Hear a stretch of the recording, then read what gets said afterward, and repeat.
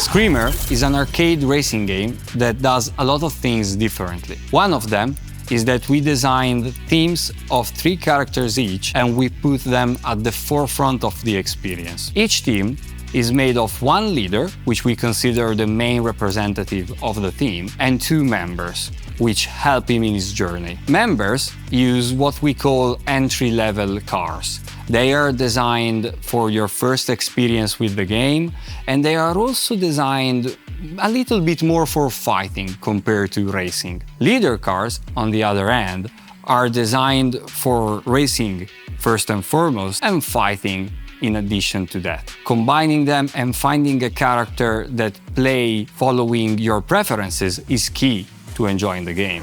With all the things going on in Screamer while racing and fighting, we had to give the players a full control over the cars, regardless they are member or leader cars.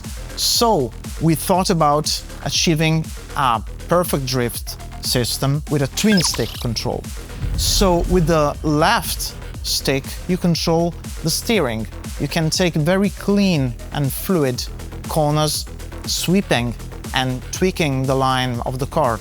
But if you need something more radical, and quite often you'll need to do so, to change the direction or to drift around corners or to engage other cars in the fighting part, you'll use the right stick. That triggers the drift mechanic separately from the steering one.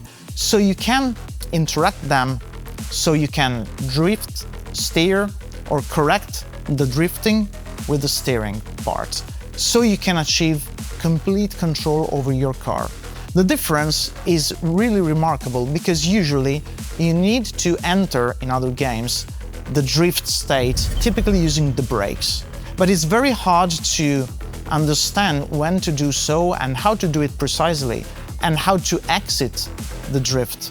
While in Screamer you have complete control over the 2 phases and you can blend them seamlessly, achieving a total control over your car. The twin stick is just one of our gameplay systems.